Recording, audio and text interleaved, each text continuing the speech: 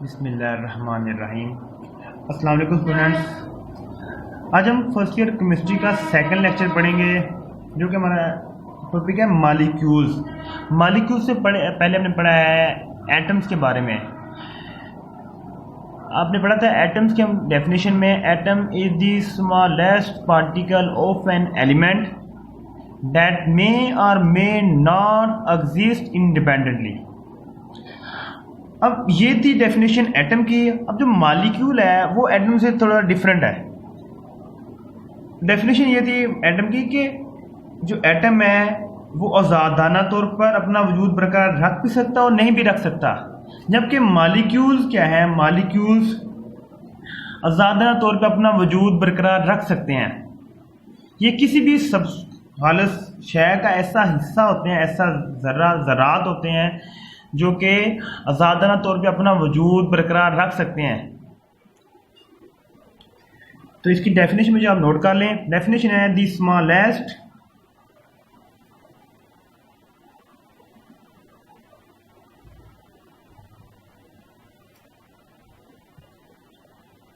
Particle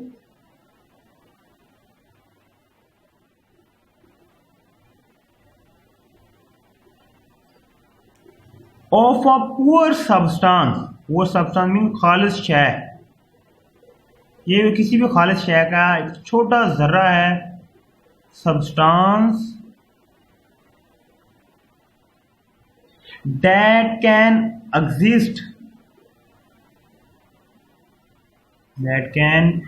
exist independently, जो आज़ादाना तौर पर रह सकता है, अपना वजूद बरकरार रख सकता है independently. Okay, and shall have, second का आप इसमें क्या बात करेंगे, shall have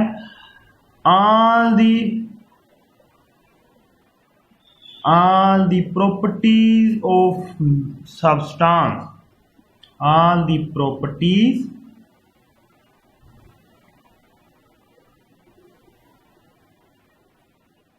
of that substance। अब डेफिनेशन को आप समझे कि मॉलिक्यूल क्या है, एक खालिस शय का ऐसा छोटे से छोटा जर्रा है जो आज़ादाना तौर पर अपना वजूद बरकरार रख सकता है, और एक मॉलिक्यूल के अंदर सब्सटेंस की तमाम खुसूसियात मौजूद होती हैं। फॉर एग्जाम्पल देखते हैं कि हमारे पास hydrochloric acid, H2O and helium, neon, जितनी हमारे पास नोबल गैस है, ये ज़्यादा तौर पर अपना वजूद बरकरार रख सकते हैं। अब सेकंड, इसी टॉपिक में से एक डेफिनेशन आपसे पूछी जाती है, what is atomicity. Atomicity, what is atomicity. इसके नाम से जा रहा है एटम्स, किसी भी मॉलिक्यूल्स में मौजूद एटम्स की तादाद को, द नंबर ऑफ एटम्स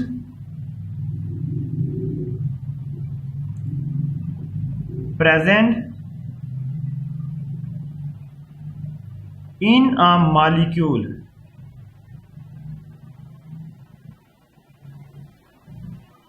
किसी भी मॉलिक्यूल में एटम की जो तादाद है उसको हम कहते हैं atomicity. In a molecule is called atomicity. Okay, next हमारे पास है टाइप्स ऑफ मॉलिक्यूल। हम टाइप्स की बात करेंगे। टाइप्स ऑफ मॉलिक्यूल, मॉलिक्यूल्स की कितनी इकसाम है।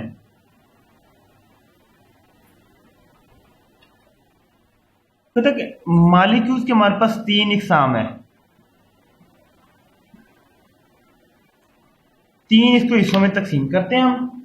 पहला हिस्सा हमारे पास आता है on the basis on the basis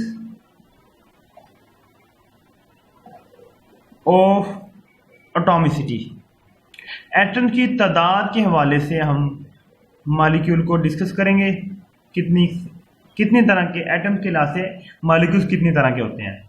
second हम डिस्कस करेंगे on the basis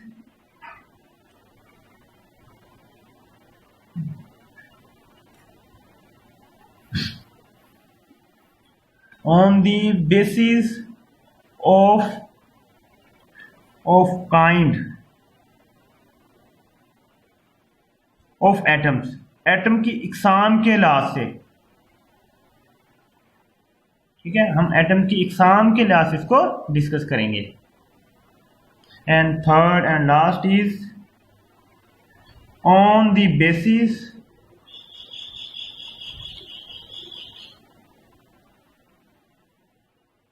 of size of molecules के साइज के। अब देखिए ना, कुछ मॉलिक्यूल्स क्या होते हैं, छोटे होते हैं, कुछ बहुत बड़े होते हैं। जब हम, जैसे कि हमारे पास ऑक्सीजन एक मॉलिक्यूल है, बहुत बहुत छोटा होता है। आपने पढ़ा है, जब आप एक एयर अपने अंदर इनहेल करते हैं, सांस लेते हैं, तो आप ऑलमोस्ट 10⁻15 मिलियंस मॉलिक्यूल्स को इनहेल करते हैं। तो ये मॉलिक्यूल्स छोटे हैं, इसलिए आप ज़्यादा मिकदार में इनको इनहेल करें। सबसे पहले हम पढ़ेंगे on the basis of atomicity. On the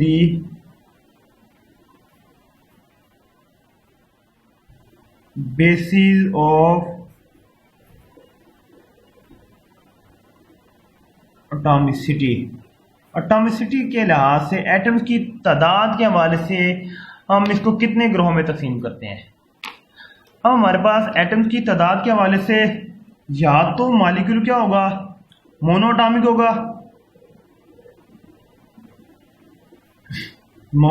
होगा, या वो डाइएटॉमिक होगा, या थर्ड क्या होगा हमारे पास,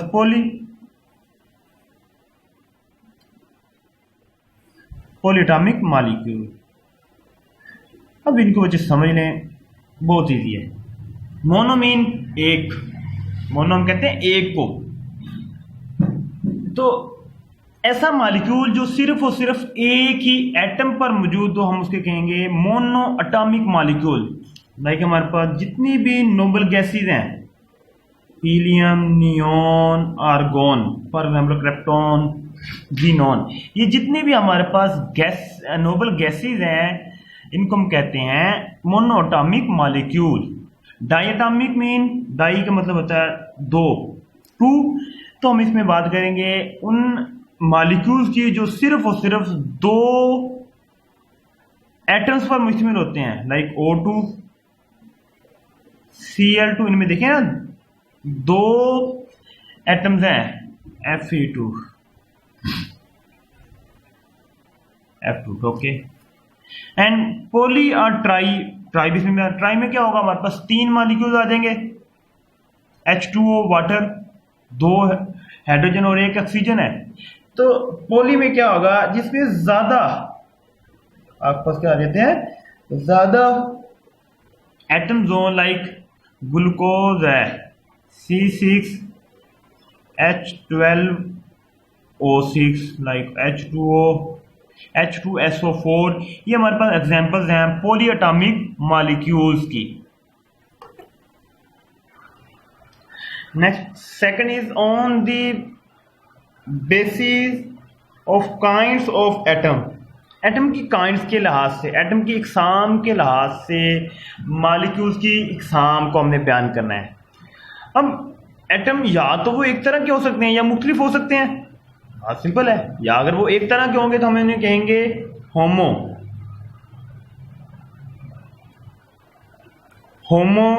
एटॉमिक। एक ही तरह के अगर वो एटम्स पर मुश्तमिल हो, होमोटॉमिक मॉलिक्यूल्स। नहीं तो फिर उनके क्या कहेंगे हम, अगर एक से ज्यादा पे हैं तो हम कहेंगे हम हेट्रो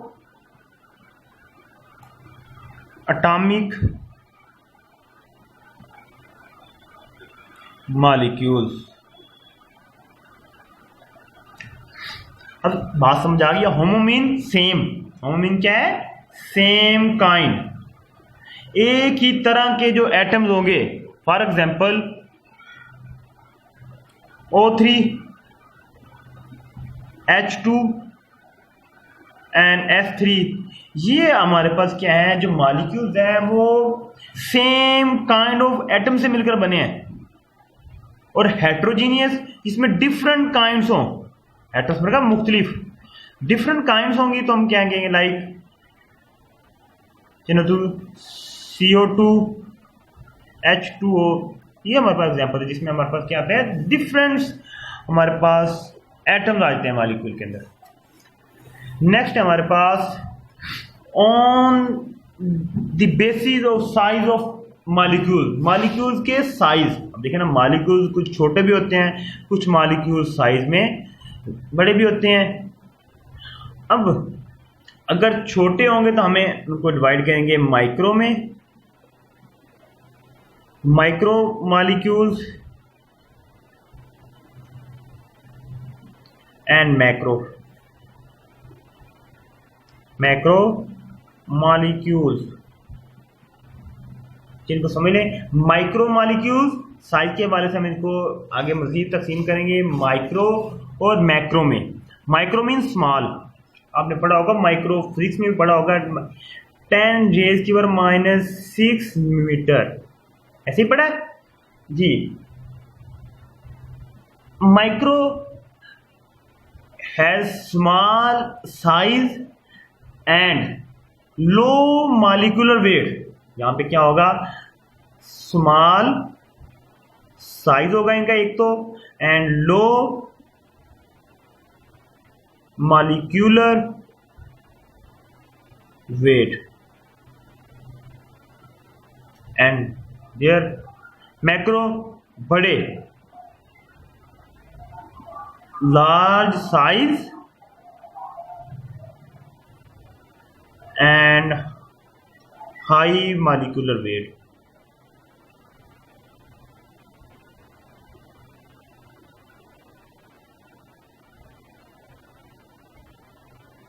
ओके, अब इनकी एग्जाम्पल्स भी आपने याद रखनी है। जो एग्जाम्पल्स आप यहाँ पढ़ेंगे, लाइक हमारे पास ग्लूकोज का एक मॉलिक्यूल है C6H12O6। इस तरह हमारे पास एक और एग्जाम्पल है H3PO4 जी। एंड लार्ज साइज और हाई मॉलिक्यूलर वेट में हम बात करेंगे प्रोटीन, प्रोटीन की,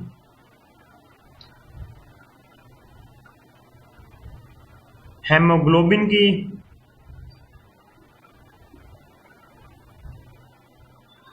हेमोग्लोबिन आपको पता है हेमोग्लोबिन क्या होती है, एक ये हमारे ब्लड के अंदर मौजूद होती है, ठीक है।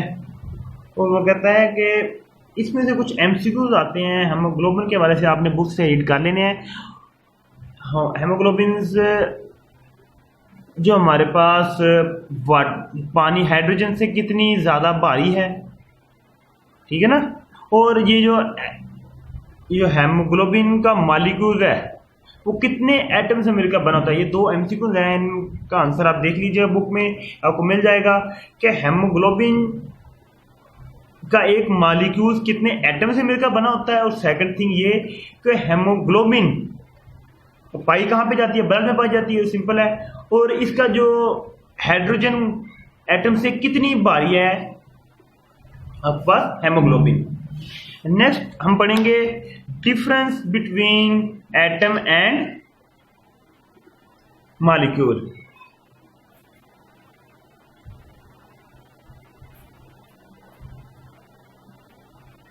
डिफरेंस बिटवीन एटम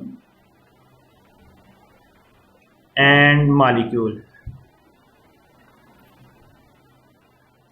मॉलिक्यूल में और एटम में आपको फर्क वाज़ेह होना चाहिए, ठीक ना। आपने डेफिनेशन ही बेसिकली इनका ये कहा था कि atom is the smallest particle of an element क्या है, smallest particle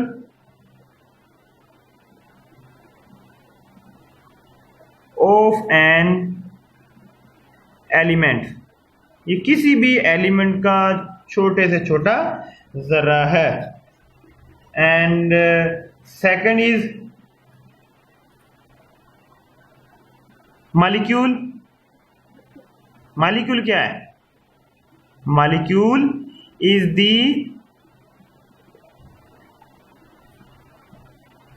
the smallest particle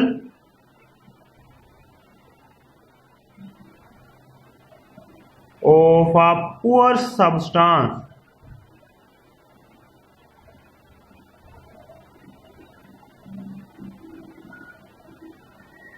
ये हमारे पास फर्स्ट डिफरेंस है इनकी डेफिनेशन में।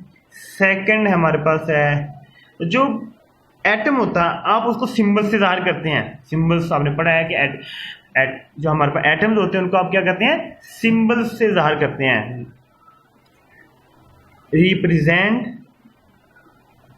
represented by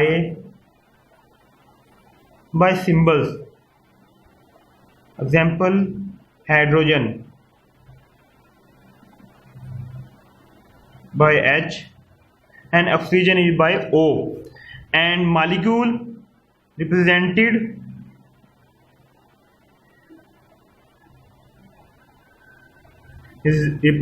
by molecular formula. इसको हम क्या कहते हैं, मॉलिक्यूलर फार्मूले से ज़ाहिर करते हैं। आप फॉर एग्जांपल ग्लूकोज है C6H12O6, वाटर है H2O, ये हम इसको क्या कहते हैं, मॉलिक्यूलर फार्मूले से ज़ाहिर करते हैं किसी भी मॉलिक्यूल्स को। अब थर्ड डिफरेंस हमारे पास डिस्कस करेंगे,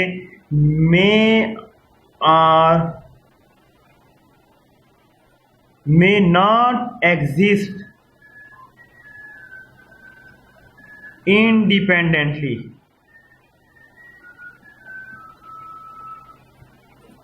ये आजादाना तौर पर अपना वजूद बरकरार रख भी सकता और नहीं भी रख सकता, जबकि जो मॉलिक्यूल्स हैं exist independently.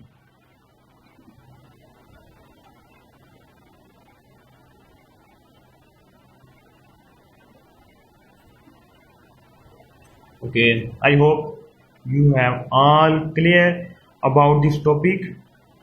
No end of this topic. Next we start ion and how ion are built. Okay, thanks, शुक्रिया, दुआ में याद रखिएगा। हाफिज़।